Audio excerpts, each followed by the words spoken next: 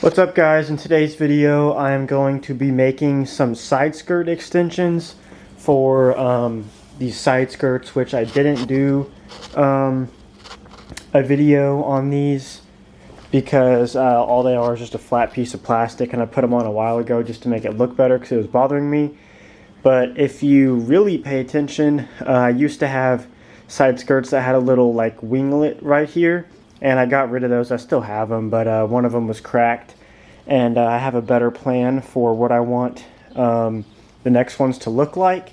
And they're going to be just this flat piece, but I'm going to build these little like extension winglets that'll go from here, and then I'll have a flap that comes up there and goes down, and then same on the rear, except the winglet that comes up will be angled, which I think will look better, and they'll have some pieces that stick out because you can see the wheel sticks out farther, so these will stick out a little bit farther to kind of match the wheel sticking out a good bit.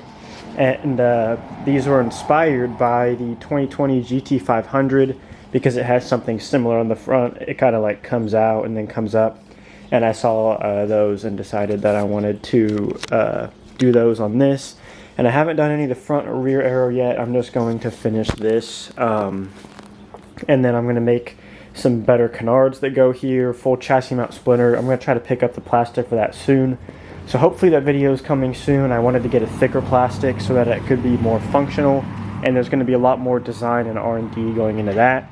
And then same with the rear diffuser. It'll be made with the same 1/8 inch plastic as this, and the extensions in my last splitter, because the diffuser doesn't necessarily need to be thick and rigid, but it's going to be mounted all the way up to the rear right here, kind of through the axis that the wheel spins in the center, so it'll kind of go in there and then come up. And then I think I'm going to have some pieces that curve up right here, and then have the fins, and then the side will kind of just be flat, and then have the fins underneath it. But I'll get to designing that in another video. So I have this cardboard here, and I'm going to cut out a rough template and try to get a template built out of cardboard. And then once we get that done, I will go get some of the ABS plastic, and we'll cut it up with a reciprocating saw, and then I'll use this heat gun to bend the flaps up, and then hopefully we can jack the car up and get those put on as soon as they're done. And then one little Easter egg type thing I have for these, as I want to add these little no step stickers, just because I've seen them on some race cars and I thought it would be fun to put them on there. And actually, when I have people ride in this car, they pretty often step on them, so maybe these little stickers I made will help that. I don't know. I just thought it might look dumb and I might take them off, but I just thought it'd be kind of funny to have no step stickers on all of the arrow. But I'm going to go ahead and put those on, and then I'll start drawing out a little template, and we'll see what the design comes out as. So I have both templates made. This is the rear, so this will be flipped up, and it will fit like this, and it kind of curves in like that. I've already got it traced out onto the plastic.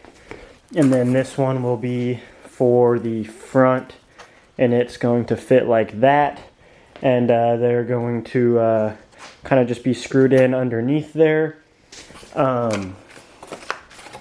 Yeah, actually I should probably check the height, but yeah, see, they kind of match up like that, and this one's kind of angled. So I'm going to go ahead and cut those out, and then I'm going to have to heat them up over there on that straight edge, and then bend the pieces over. And that should be it. All I have to do after that is probably drill some holes in them, and then throw some self-tappers through those side skirts that are already there, and they'll all be all good to go. So all the pieces are cut out. The textured side will face up, and then whenever the part is bent up, you'll see the smoother part, which I will have to polish and heat up with the heat gun to kind of get some of those scratches out. But that's one of the rear pieces, and then here's one of the front pieces. So I'm going to go ahead and clamp these down here, and put some gloves on so I don't burn my hands, and then heat them up and bend these pieces in the right direction. And then we will go ahead and drill some holes in them and then put them on the car. So all of the pieces are bent up Just had to hold the heat gun on them for like 5 minutes, and there you go. So I kind of wanted a little bit more of an aggressive incline. I wanted these to be a little higher, but now that I see it, I think it'll be fine. I don't really think it's bad enough for me to have to make completely new pieces. Here's the other one. It's a little worse. It's almost just perfectly straight. And then here are the front pieces with those little winglets there. I might cut those a little shorter, just based on if you compare the height between the two. I guess that's actually not as bad as I thought it was. I thought the other ones were higher, but I guess it's just because they're thinner. So I'm going to go ahead and sand all of the edges, because you can see they have those rough marks in them from the saw. And I'm going to sand all those smooth, and then I'll drill some holes in them for mounting, and then I will jack the car up and screw them in. So I got the pieces screwed on. You can see there's the front one, and there is the rear. I'm not really sure they're giving like that pop factor that I really wanted them to make it look better, but I'm not going to take them off until the diffuser and splitter is finished, just to check and see.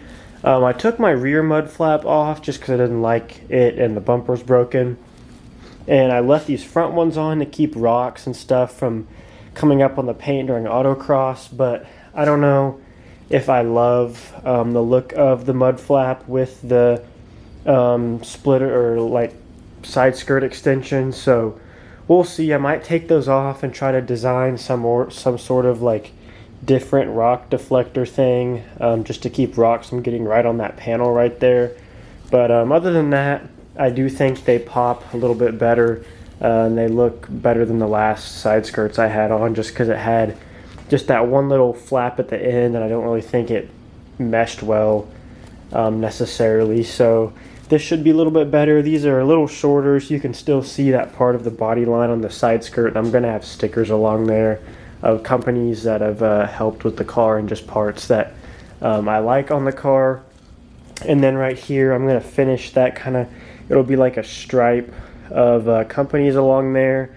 And then right here on this last piece, I'm going to do like a vintage Ford text type thing that I saw on a Ford GT, and I really liked it, so I want to put it on this car, and I'll just have to design it to where it fits on that little piece of the bumper right there. And then there'll be the companies there, nothing on the front bumper. And then I will probably make a video on putting a rear tow strap on, and then I got to figure out how to put a tow hook on the front, because with the RS bumper I'm designing, I can't put it in this hole like I used to have for the tow strap. I want to figure out a way to get a tow hook to be attached here and then come out the bottom right here. I just have to weld it on, so I might buy a welder. I've practiced welding at school a little bit, so I might just buy a welder and then get a tow hook and like weld it on underneath here, and that should be strong enough to have a tow hook come out underneath the RS grill. But again, I'm going to wait until the RS grill is finished to make that decision, just in case I don't end up going with that and I just get another ST grill. Then I can just do that and have the tow strap how I used to have it. But yeah, other than that, that's it for this video. Please leave a like and subscribe, and stay tuned for the rest of getting the car fixed up, and I'll see you in the next one.